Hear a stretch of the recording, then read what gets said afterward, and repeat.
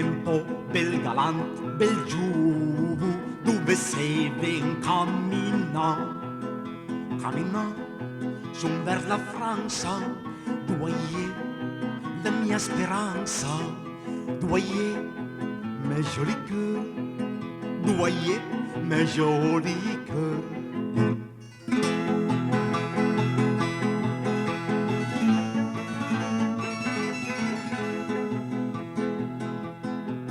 Bel galant, arriva in França, a Van Piazza, a Spassigger, a s'incontra una francesa che parlava piemontese.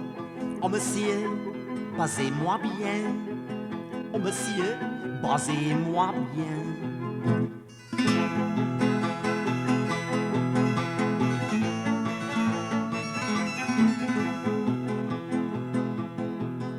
Alla piana per sue man bianche, in gruppetta alla tirre, annala le colline, doyer, erbette fine, 2-3 volte sa la base, 2-3 volte sa la base.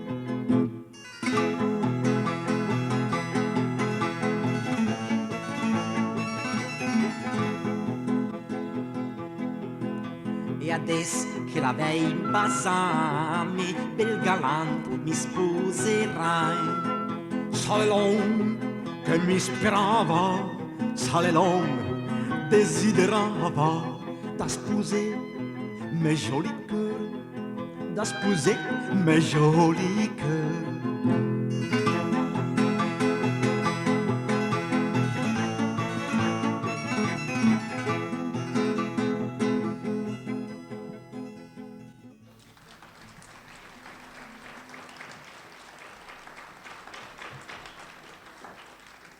Joli Cœur ci ricorda un'altra categoria ben più illustre e raffinata di poeti girovaghi, i troubadour, originari della Provenza.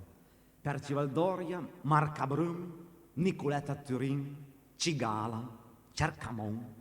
Sono questi alcuni nomi di troubadour famosi che giravano le corti e i castelli della Savoia e del Monferrato e che possono vantare, insieme ai clerici vagantes, la paternità e anche la diffusione di molte di quelle canzoni che il popolo piemontese fece proprie e che saranno tramandate sino a noi dalla tradizione orale.